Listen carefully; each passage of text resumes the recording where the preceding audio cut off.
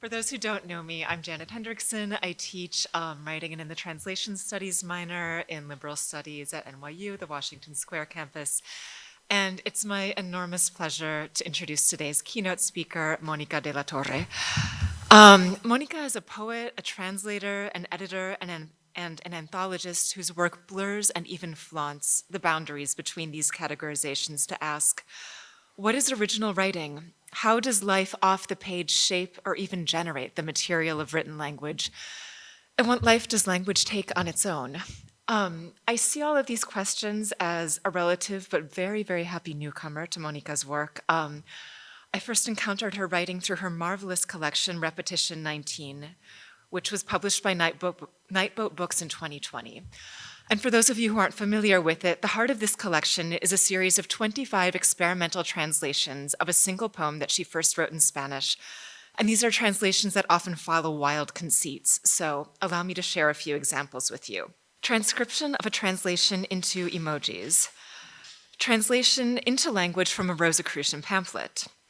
Anagrammatic translation permutating all of the letters in the original Spanish into English language words. Rewriting of the poem in a different context, only visible objects in the room in which the translation was performed could be written about in the poem, an exercise that I think would be particularly compelling to do at this location. And interestingly, the Spanish poem only appears after these versions, deliberately confusing the question of which poem is the original in this fluctuating set. The book takes its title from a sculpture by American artist Eva Hesse, Repetition 19, which consists of 19 translucent fiberglass vessels, all of which seem to be cast from the same mold, but each of which is dented slightly differently because of the material or discolors differently with the passage of time.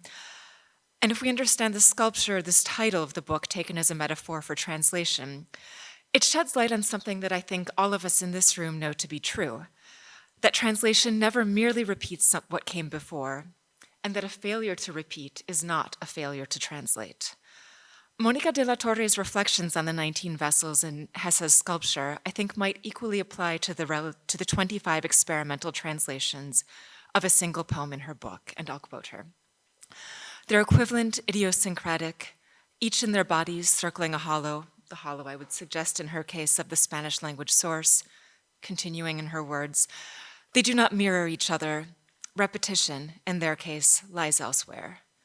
Do-overs that deliver don't count as do-overs. They're something else entirely. Which then begs the question, what are they? Well, I think many things, but among them, I'd suggest is an invitation for us, the audience, to collaborate. And I think they're also a sign of the collaboration that I find to be a through line through all of de la Torre's work. So, for example, Repetition 19 includes a record of a public multi-directional translation workshop that she led in New York City, followed by a series of prompts with blank pages that we might follow in the book. Her other books include poems written to be performed live by 2 or more speakers, poems written as instructions to follow, poems written as letters, co-authored poems, poems written partially or entirely through translations. Now, translation, of course, is a form of collaborative writing. And I would suggest also that de la Torre collaborates with the material of language, with typography and page design, in work that grows from the tradition of concrete poetry. She collaborates with sound, often following repetitions and sonic associations that create, quoting her, a generative swerve away from what might be intended content and toward a meaning latent in the body of the alphabet. So to turn toward a more conventional bio, Mónica de la Torre was born and raised in Mexico City and lives in New York City. Her full-length poetry collections, in addition to Repetition 19, include The Happy End, All Welcome, published by Ugly Duckling Press in 2017, Public Domain, published in 2008, and Talk Shows, published in 2007. She's a translator. She has translated books by Mexican poet Gerardo Denis and Chilean avant-garde poet Omar Cáceres, as well as work by poets including Amanda Berenguer, Anna Hatherley, and Lila Simborain. She has edited Bomb Magazine and the Brooklyn Rail and has co-edited border-crossing anthologies including Women in Concrete Poetry, 1959 to 1979, published in 2020, Reversible Monuments, Contemporary Mexican Poetry, another co-edited volume published in 2002, and also co-edited an anthology of poetry by Latin American writers living in the United States, titled Malditos Latinos, Malditos Sudacas, Poesía Iberoamericana, made in USA, 2009. Recently, De La Torre has been the recipient of the 2022 Foundation for the Contemporary Arts C.D. Wright Award for Poetry, as well as a 2022 Creative Capital Grant. She teaches at Brooklyn College, where she serves as a distinguished lecturer and the Madeline Leventhal Rand 64 Chair in Literature. Adding to all of this, she's our keynote speaker for this afternoon on the topics of translation and concrete poetry. So without further delay, I will pass the mic to you, Mónica, with excitement for your talk and so much gratitude that you're joining us on this marvelous two-day symposium. Thank you.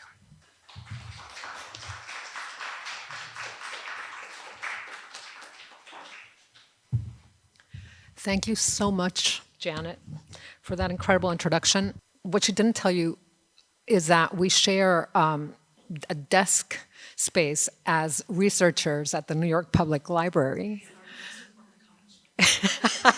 And the first day I went in to that space in New York City, I was trying to be very quiet, and someone was showing me around, and I look into the only secluded little room, and I walk in, I look, and Janet looks up, and we're like, I can't believe you're here. It's a great place where a lot of work gets done. And thank you again, not only for the introduction, but for the interest, attention, careful reading, and generosity that you've brought to the work. And I want to thank Montana as well, former student, incredible person who I think is the reason why I'm here today. And I want to thank everybody for being here. When you could be exploring Florence, for instance, if you haven't done so already. Okay, let's see. I will begin this talk that, as Janet said, really deals with concrete poetry in relation to translation and in relation to activism. So the title of the talk is Hope Insists Action, and you will soon learn where the title comes from. The first section is Flowers, Not Concrete. The first comprehensive study of concrete poetry to appear in the United States in 1968 was the influential volume Concrete Poetry, A Worldview. On its cover appears a concrete poem by one of the 4 women included in the volume, Mary Ellen Salt, the editor and translator of the anthology. It's very hard to look at the poem, so to read it there. So, okay, now it's not move. Oh, there we go. Okay, there's the poem. So yes, on the cover appears this poem called Forsythia, and it's by Mary Ellen Salt. And the other women in this volume are the Portuguese poet Salete Tavares and the French poet Ilse Garnier. The image gracing the volume's cover, in comparison with the poems featured within it, might seem rather anomalous in terms of the subject matter it introduces, for it reads as a call to action as much as a meticulously designed image-text composition. Its presentation, of course, defies reading conventions. Its most legible part, its title, appears at the bottom and not at the top of the piece. Can you see it? Yes, okay. Everything else stems from this word and takes the form of a horizontal acrostic, as opposed to most acrostics, which read from top to bottom. Above the word Forsythia, we read an almost Dickinsonian line of verse. So you see Forsythia, and then there's vertical words, and they say the following: Forsythia, outrace, spring's yellow telegram, hope insists action. From these words radiate the letters in Forsythia and the translation of each letter into Morse code. In 1966, Salt had been invited to guest edit an issue of the review Artes Hispánicas, Hispanic Arts, devoted to concrete poetry, by translator and poet Willis Barnstone, her colleague at Indiana University. She had become aware of the movement through meeting in Edinburgh in 1962 the poet Ian Hamilton Finley, who edited a magazine called Poor, period, Old, period, Tired, period, Horse, period. from 1962 to 1968, one of the most important publications in the Anglo, really international concrete poetry circles. In these pages, she encountered works by international contributors, including the Brazilian Noigandres group, formed by Haroldo and Augusto de Campos, as well as Decio Pignatari, and Eugen Gomringer, the movement's founders, amid that of many others. She became a frequent contributor herself and began corresponding and translating the Brazilian poets. Her research continued to expand, and by 1968, a year after Something Else Press had published Emmett Williams' landmark anthology of concrete poetry, the brimming issue of Artes Hispánicas appeared. So it's the same material, just a different cover. While Williams's volume features a larger number of international contributors, Salt's comprehensive study includes, along with a thorough introductory text divided into sections for each of the countries where concrete or visual poetry developed, its foundational manifestos, color reproductions and foldouts honoring the work's original designs, and glosses of the works and their translations into English and or Spanish, depending on what each contribution demanded. Also included are proto-concrete poems by authors not associated with concrete poetry at all, such as Louise Bogan, Sukovsky, and Robert Creeley. After the review's publication, the members of the Noigandres group visited Indiana University, holding symposia and readings. To Salt, it was exhilarating because it was possible to be situated in Bloomington, Indiana, and to participate in a worldwide effort to restore, as she says, as she wrote, the integrity and communicative potential of words by heightening their sign qualities. So in 1970, Barnstone, given the buzz that these events generated, convinced the university press to publish the magazine in book form. Now, you can see that it has a different cover. This poem is a poem by Augusto de Campos instead of Forsythia. To imagine the reason for the swapping of images doesn't require much effort.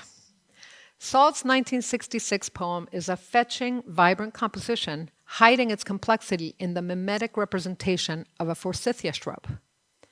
On the other hand, de Campos's poem is similarly beautiful to look at, with the symmetrical disposition of orange and white type floating in a calm blue of sea.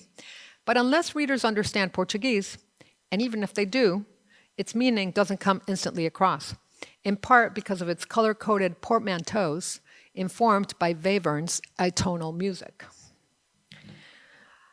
A translation in a very terrible photo, forgive me for that, a translation of de Campos's poem appears on the second page of the magazine version of the book. And I won't read it because I can't read it from here. But know that it's not surprisingly a poem about a very common trope of copulation as the origin of human life, and presents in a visual semantic composition the movement from conception to inception. So you have male and female on each side, and the poem, in a way, almost seems like a meta-commentary announcing the birth of a new sensibility, a sensibility that Salt's iconic Forsythia embodies perhaps more fully than Augusto de Campos's poem itself. Forsythia appears also in the Something Else anthology. There it is, that's the cover, along with a few other flower poems from Mary Ellen Salt's collection, Flowers in Concrete from 1966. It appears also alongside a poem entirely devoid of language titled Moonshot Sonnet. So in this anthology, among 77 authors, Salt is also one of 3 women, the other 2 being Ilse Garnier, again, and the Czech poet Bohumila Gregorova, both of whom share the bill with their more recognizable partners, Pierre Garnier and Joseph Hersal, respectively. The Garniers co-edited a magazine called, I just forgot what the name of the magazine is. It'll come to me. But it was devoted to spatialism and visual and visual poetry.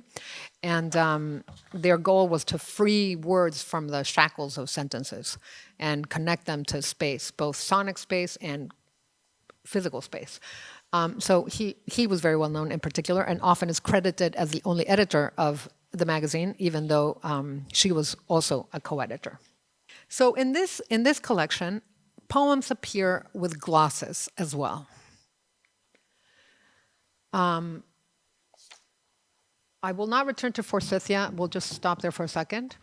But the gloss accompanying Forsythia, like all the other flower poems in the collection, is said to have been typographically concretized, not by Salt, but by designer John Dearston. And the gloss also tells us that in the case of concrete poetry, it often becomes difficult to draw the line between the contributions of the different parties involved in the work's making, mainly the author of the text and the typographer interpreting it. So I quote, "The literary and visual meaning of concrete poetry as conceived by the poet and interpreted by the typographer is somewhat analogous to a stage performance of a play." End of quote. The production relies on collaboration, and even if an author is not directly involved in typesetting a work, their visualization of the final composition is integral to its realization as a concrete poem. Yet, regardless of the role that each contributor performs, the question that keeps coming back to me is, can the players in this play speak for themselves? Or is a different type of interpretation required for the reader to understand the interrelation between the work's graphic, lexical, and visual components? The answer is, well, some do and some don't. So if you take a look at Salt's Geraniums, this is a kinetic poem as well, and all the flowers are made with the letters in the word geraniums. Compare it to the Moonshot poem. That is a Moonshot poem. It's a sonnet. And it's from 1964. So clearly you realize that the poem's different degrees of legibility are the first thing that you notice. In addition to learning that the design is part of the text and that the hyphens connecting the letters in Forsythia are actually Morse code, that's all you need to know about Forsythia. But the commentary for this hermetic coded Moonshot sonnet reads as follows. "It has not been possible since the Renaissance to write a convincing sonnet on the moon. Looking at the moon photographs in the New York Times, it occurred to me that since the scientists' symbols for marking off areas of the moon's surface were presented 5 to a line, and that lines could be added up to 14, a visual sonnet could be made of them," writes Mary Ellen Salt. She continues, "The poem is intended as a spoof of an outmoded form of poetry and as a statement of the problem of the concrete poet's search for valid new forms." End of quote.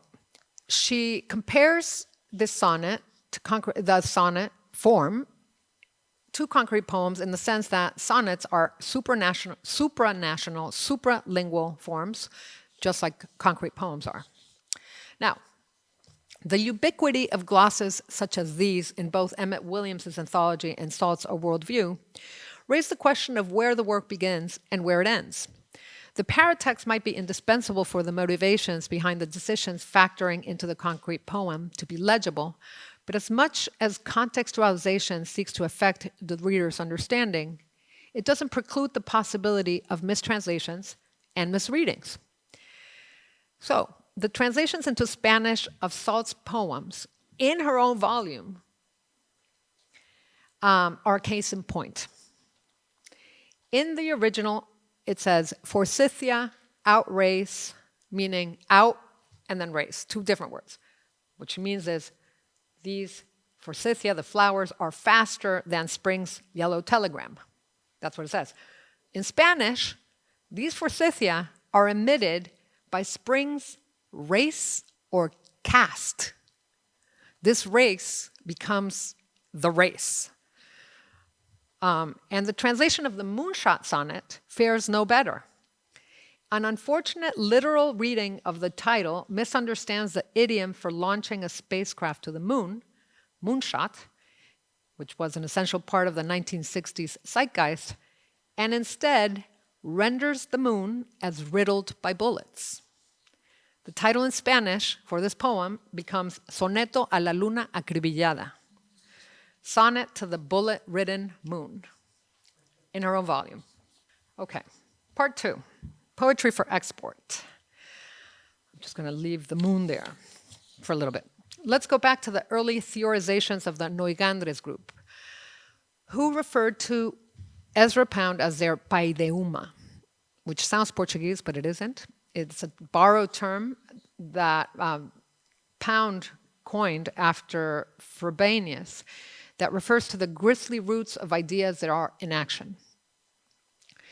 In the Brazilians' manifesto Pilot Plan for Concrete Poetry from 1958, they describe the concrete poem as the tension of word things in space-time and speak of its dynamic structure, multiplicity of concomitant movements, highlighting the importance of the ideogram, either in its general sense of spatial or visual syntax, or in a Poundian way in terms of a method of composition based on direct, analogical, and not logical discursive juxtaposition of elements. The ideogram appeals to nonverbal communication and allows for speedier transmission. The concrete poem is, in their understanding, against expression. It communicates its own structure and is an, quote, object in and by itself, not an interpreter of exterior objects and or more or less subjective feelings, and its material is the word, sound, visual form, semantical charge. Among the figures they acknowledge as their forerunners are Mallarmé for his groundbreaking typographical experiments, Joyce for his word ideograms, Apollinaire for his calligrams, the futurist Antares, and, in Brazil, the modernist Oswald de Andrade. Like him, they were also conceiving of strategies to launch Brazilian literature onto the world stage, just as he had done in the 1920s. They adopt the economic metaphors in his 1924 Brazilwood Manifesto, but offer a corrective to his failed visions of developing a vernacular poetry for export. For de Andrade, it consisted of a language without archaisms, without erudition, a natural and neologic language, and, in his coining, the millionaire contributions of all the mistakes, the way we speak, the way we are.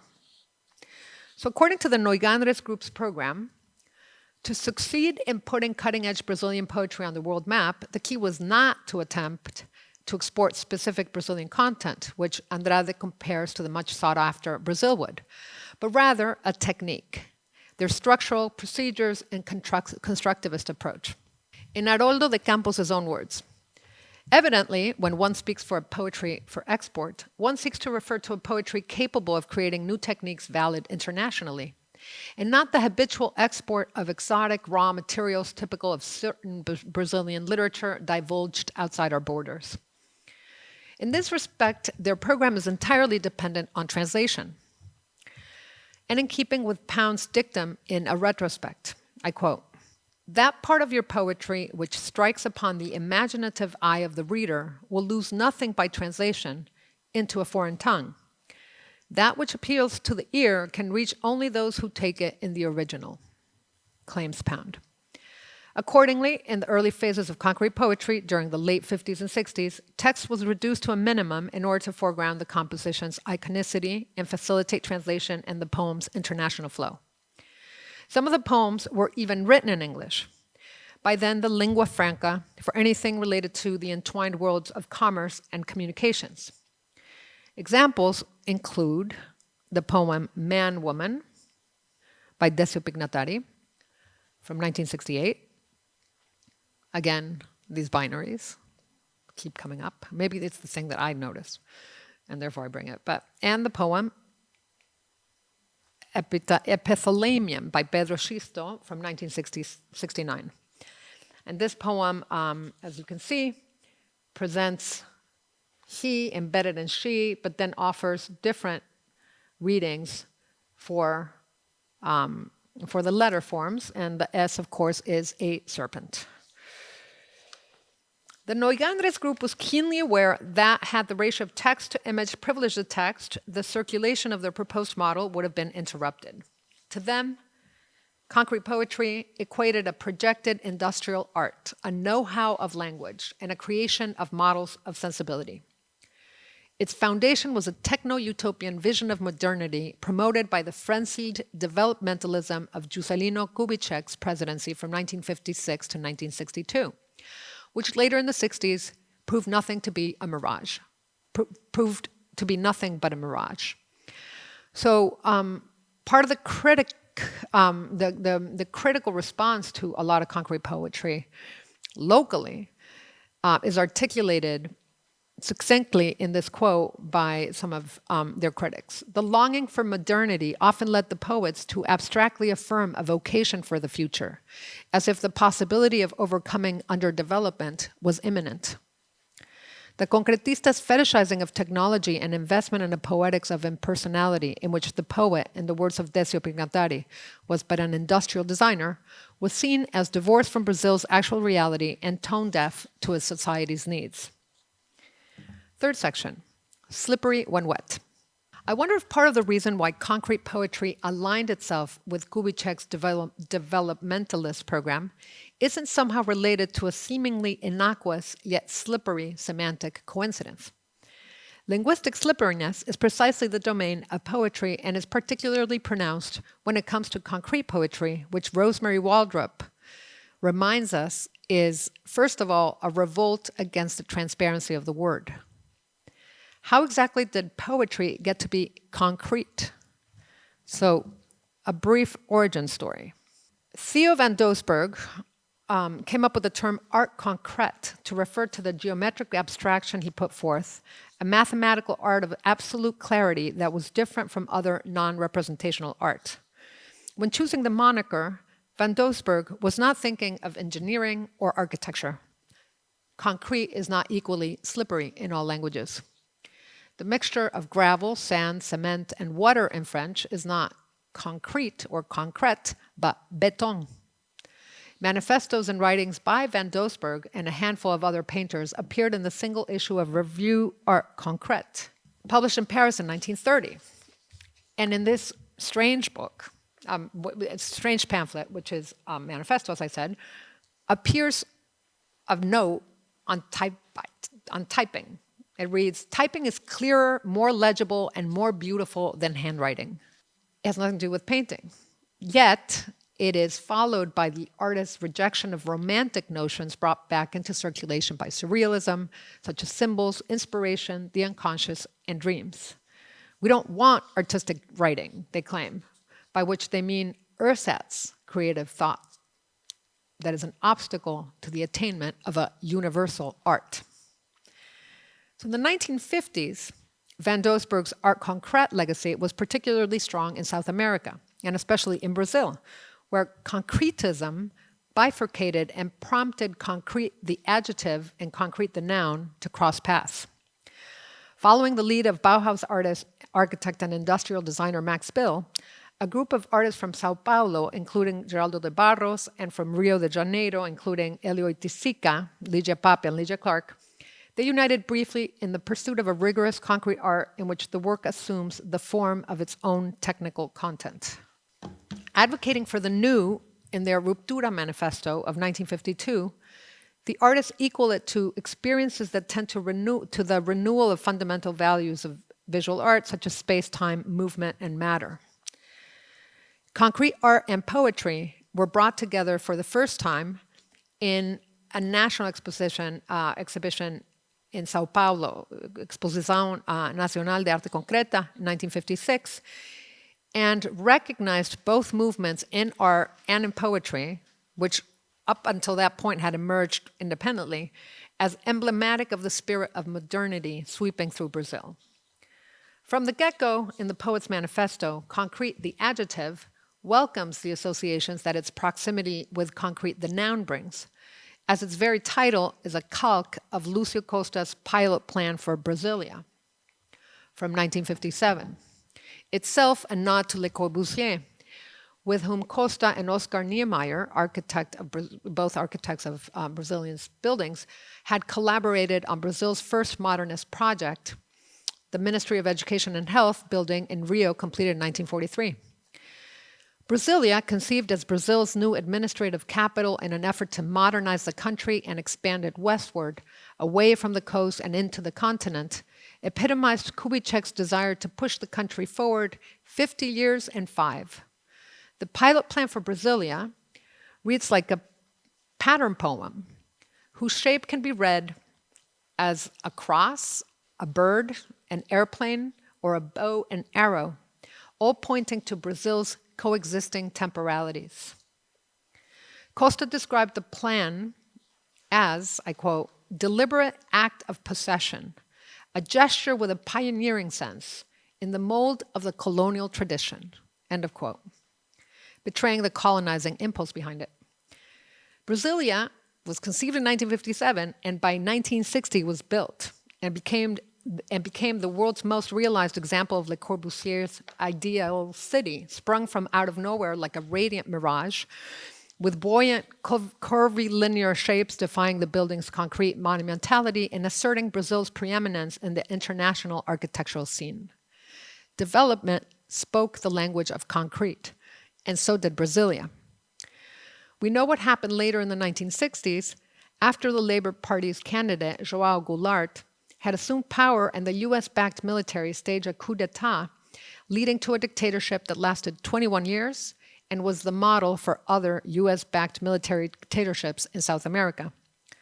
But let us return to concrete, the adjective. Institutions and monuments, inevitably, the patriarchy's monuments, go hand in hand, but that does not mean that they cannot be toppled. Next section, monumento, mento. If it would be a mistake to judge women's participation and engagement in the practice of syncretizing word and image by their representation in the anthologies and main surveys of the era, the exhibitions curated by Mireia Bentivoglio are a much better indicator of women's activity in the field. Between 1971 and 1981, this multifaceted Italian poet, artist, and scholar organized 14 exhibitions centering on women artists and poets exclusively. They started with the International Exhibition of Visual Operators at Milan Centro Tool in 1972 and culminated in an exhibition called Materializzazione del linguaggio, materialization of language, shown as a section of the Venice Biennale of 1978. Materializzazione included work by 81 contemporary women artists and their predecessors, including Tommaso Binga, Sonia Delaunay, Anna Atherley, Julia Nicolai, Mira Schendel, and Mary Ellen Salt, and whose contributions, Bentivoglio writes in her essay framing the exhibition, fall between language and image and between language and object, and share the working theme of poetic operations, but are not necessarily affiliated with the concrete poetry movement. Apropos of the rubric, she differentiates language-based art from typographical and sonic experiments, and poesia visiva, combining photography and text, often collaged. She goes on to propose that the critical labels of each group or movement, lettrism, concrete poetry, spatialism, visual poetry, and so on, in her words, attest to the fertile exchange of collective recognition. But if every avant-garde, every liberating break is destined sooner or later to slowly solidify into institution, the examples collected there in the exhibition also document a spontaneous escape from those avant-garde's gradually institutionalized frameworks.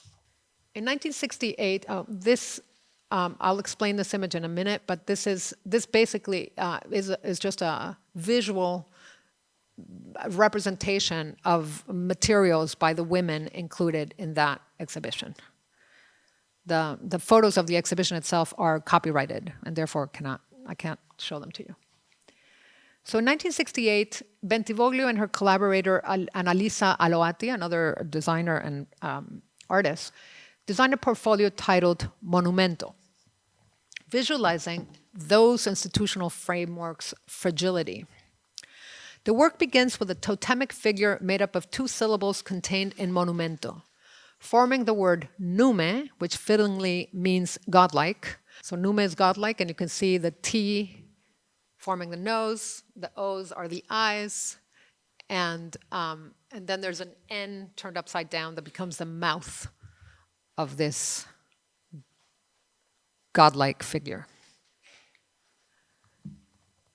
The second piece in the sequence marks a division or difference between a me and a you, me y tú, that leads to the gradual disintegration of the vertical structure in the following pieces, allowing for letters to free themselves of the grid and to form words with parts of monumento.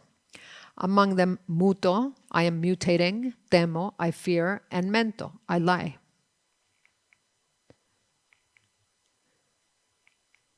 In the sequence's last piece, only traces and fragments of letters remain. About monumento, Bentivoglio writes, it is a structure of transformation. The monument recognizes its non-communicative nature. It doubts, it falls, it mutates. It becomes pure rhythm. So one asks a question that comes to mind immediately. What makes women's focus on the materialization of language different from that of their male counterparts? Bentivoglio offers a few answers. Among them, women's deep relationship to the alphabet, since they are often the first to pass it on to the children as mothers and teachers. An alphabet that is, for her, the residue of pictograms distantly linked to the initial sounds of ancient iconic words. So for Bentivoglio, to adopt word and image means reactivating our atrophied tools of communication. Now she clarifies, I quote again, obviously, women are not the only ones engaged in this work, but they do have a double motivation for engaging in the discourse. In the past, they've been rendered immaterial, dare I say, dematerialized by the abstract sublimity of their public image, paralleled by their public absence. Privately confined to daily exclusive contact with the material world, women are now using every fiber of their beings to oppose a world rendered unreal, dare I say, derealized, by repetitive mechanisms. So as women delve into language, they discover or rediscover their bodies as well in relationship to language, and they do so also through gesture. The work of Tommaso Binga is emblematic in this regard. Her real name was Bianca Mena, but she changed her name. She adopted a pseudonym in part to honor Marinetti, but she takes away one M. Marinetti's name, Tommaso, has two M's, and as a critique of his misogyny, she takes out one M and becomes Tommaso Binga. And then enacts a performance in which she marries herself.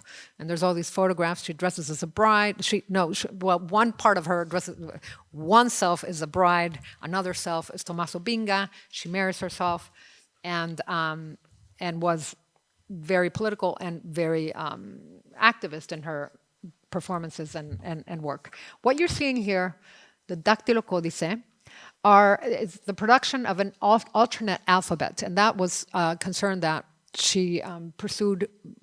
She's actually still alive in most of her work. So this invented language superimposes typewritten letters to generate ideograms reminiscent of the pictographic roots of the written characters.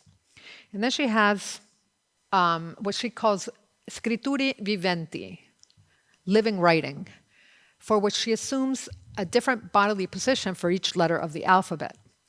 And this vocabulary of movements with the body is the basis of different series of photographs and collages called alfabetieri. So this is part of the Alfabetiere Murale from 1976. But there's also an Alfabetiere Pop, and that pop one contains images from children's books. So she's also playing with primers. Embodying the alphabet suggests that fullness of expression requires the engagement of the disciplined and undisciplined parts of the body alike. Now, another element that Bentivoglio identifies as salient in the work of women artists is a focus on the pre-linguistic. She writes, mark-making and handwriting follow the circuits of memory, opening the floodgates to create intriguing maps of the energetic tensions presiding over the formation of thought before it's crystallized into verbal articulation. End of quote. So indicative of this strain would be Mira Schendel's graphic objects, or Irma Blanc's radically open texts, which are made of asemic writing that in her